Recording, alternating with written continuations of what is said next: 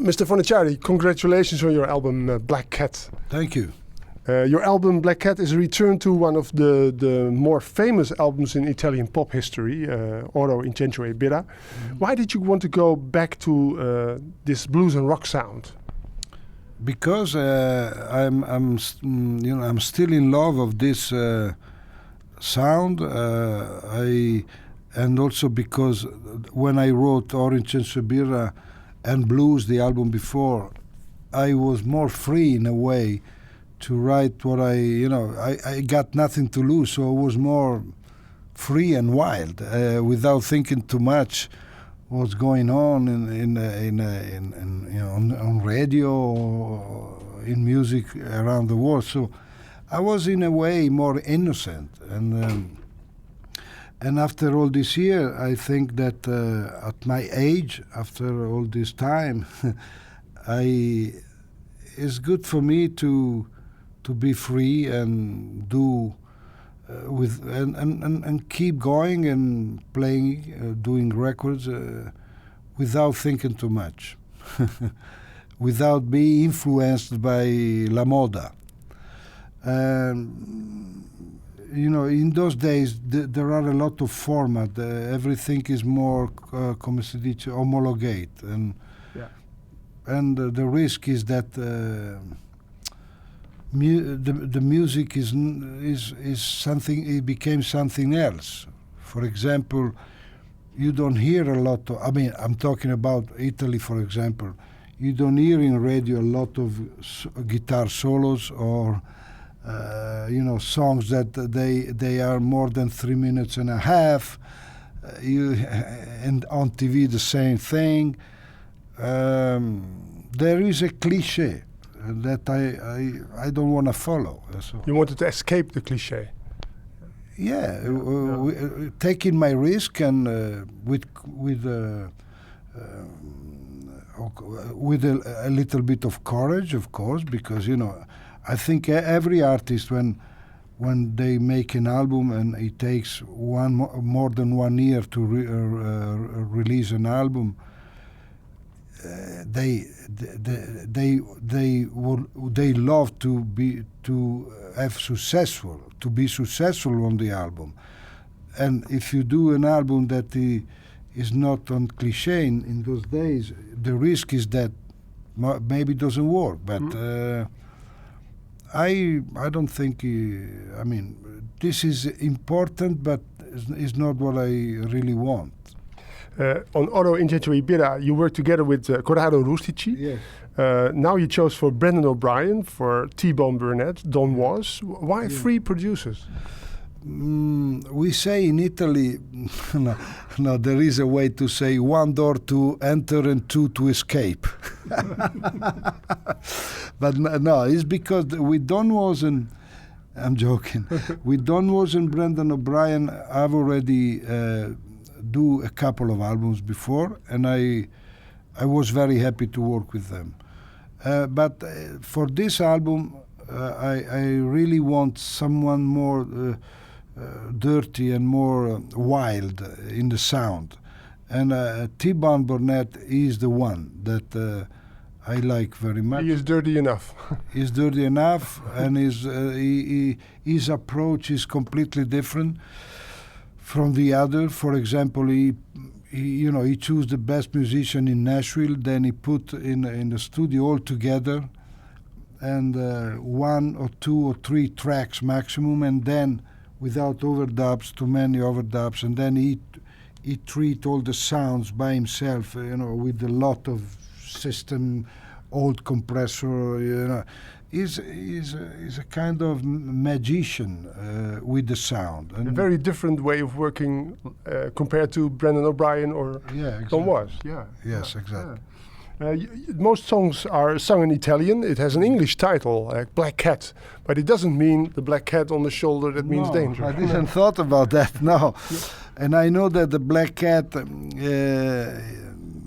for the people that are superstitious, it means it's not watch good out. Luck.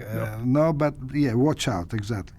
For the Afro-American, is the opposite. You know, if you remember songs like Muddy Waters, for example, Hoochie Coochie Man, when he said, "I got my black cat bone," like like something that is a good luck, you know, and so it's the opposite for the Afro-American.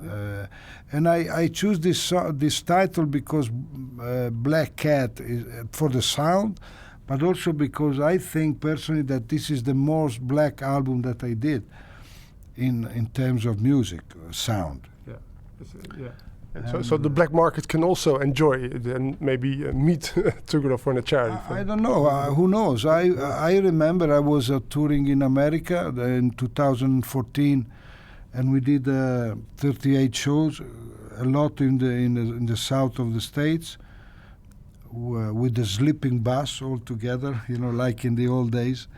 And I had the chance to stop and see and feel the atmosphere, the vibe, and also a lot of music. And when I come back home, I thought, you know, I would love to go in that direction. And then I saw a lot of plantations, and when I come back home, I saw a movie like 12 Times Slave, like The Color Purple, like Django from Tarantino.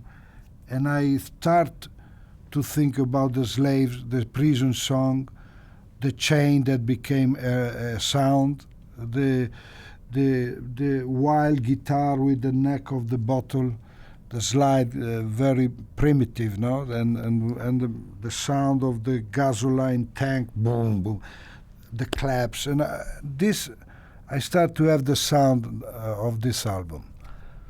And then I start to write this song. Interesting. It's almost unbelievable how you managed to work with all the great people on this earth. Sting, Eric Clapton, Miles Davis, Luciano Pavarotti, Bono, Mark Knopfler. How did you get to this greater plan? Was it something you thought of at one day, I will meet anyone? No, not at all. I mean, when I start to make music, my dream was one day to make a record. That's all. I mean, I didn't thought too much about. I want just survive with music, decent life with music. But many of these collaborations, they came. I don't know, some occasionally, nothing to do with managers or record company to put together to make 1 + 1 to make 2. Sometimes 1 + 1, if it's not good, it makes 0. So it's just because we meet each other. For example, Miles Davis, I didn't even thought to have Miles Davis as a first collaboration in my life, because I was at the beginning, he was already the monster of jazz, a legend, and I didn't thought, I would love to have Miles Davis in my record.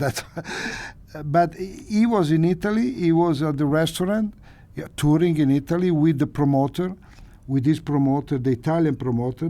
He was at the restaurant and the radio was on, or radio, I don't know, some music was a cassette, and he heard this song, Dune Mosse, and he asked with his voice, "Who is him? Is him?" The promoter said, "He's an Italian new artist that is called Zucchero." I love that.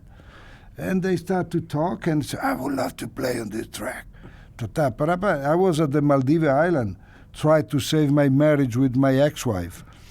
And I had a call at 4 o'clock in the morning from the promoter, say, Miles Davis wants to play in your track. I said, what? I thought it was a joke. So I didn't take the phone. I called that, and then he called me back. He said, hey, I'm not joking. If you want to come, if you want to do it, you should come in New York the 1st of April. And do the duet with, the collaboration with Miles Davis. I said, if I leave now my wife, that is going to be the end. And this is what I did. I went to New York, unfortunately, but it was already a disaster. Anyway. Very good. What about Streets of Surrender that Bono wrote for you? Did you make him write a song about Paris? No, I did the music and of this song, and then I went to see Bono in Torino. He was touring with U2. And I had the meeting at 7:30 in his dressing room, and as soon as he saw me say, "Hey, Zook, oh man, I have a great idea." I said, "What?" "You should come on stage." "What? For what?" "Yeah, the last number is, the last song is I still haven't found what I'm looking for. And you should come and, and sing this song with us. We are in your country." I say, oh.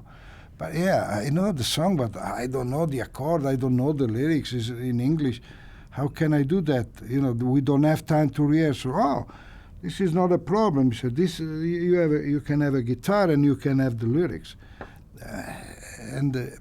and you have 2 hours before the end of the show." I said, "But I came to see the show."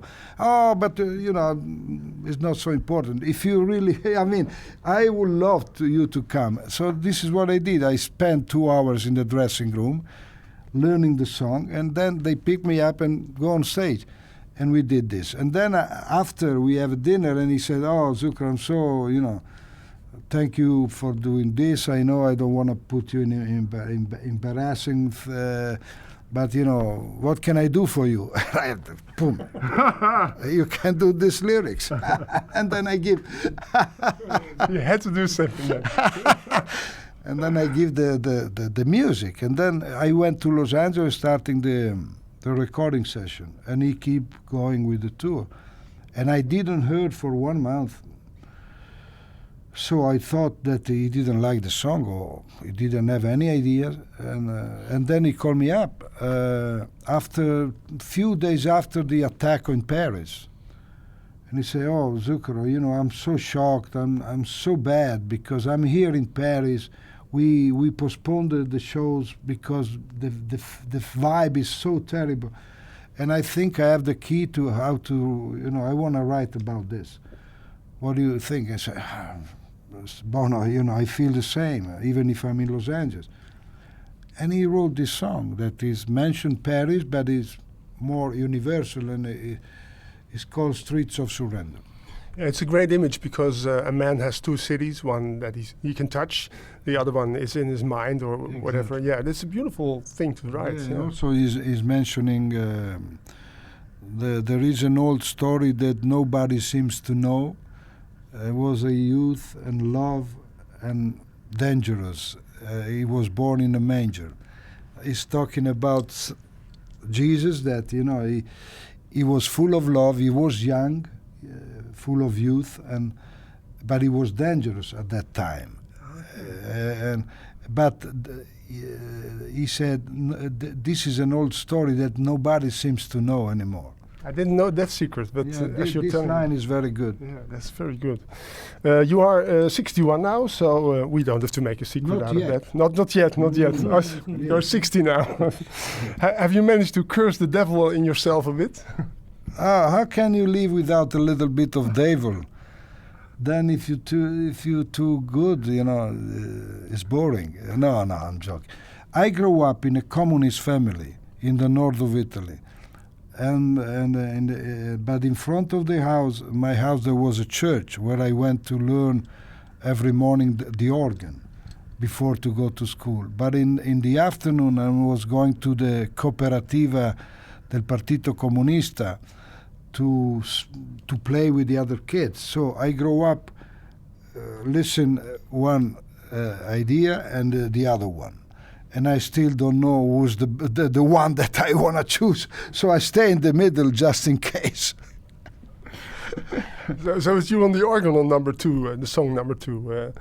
You play that? Yeah, the church organ. Yeah, the church organ. This is Diavolo e Me, and we don't hear Solomon Burke, of course, but it's... No, is the beginning, is the hymn of marriage. No, I don't know. And because this song is talking about my ex-wife, when that she was fighting all the time with me when I was digging the dirt.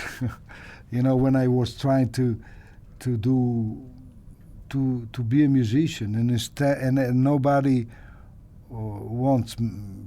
care about me, and I was suffering. Instead to support me and say, "Don't worry, we will make it, or you will make it." She was trying to say, "Oh, where you want to go? Your music is not good enough." All this shit. Because she was jealous, probably. She was very possessive. She wants me to stay home all the time, probably. And it's been a fantastic, big love. My biggest love. But the relationship was very conflictual. Yeah. So I wrote this song thinking about this time, and I start with the marriage hymn, with the organ. You get to understand it a little better now. Okay, it's extraordinary hat you're wearing on the sleeve of your new album. I've never seen anyone like it. It's not that one. So the other one. How many hats do you have? What's your collection like? What's the weirdest? It's more than 350 at the moment. Why do you wear them so? Why do you like to wear them?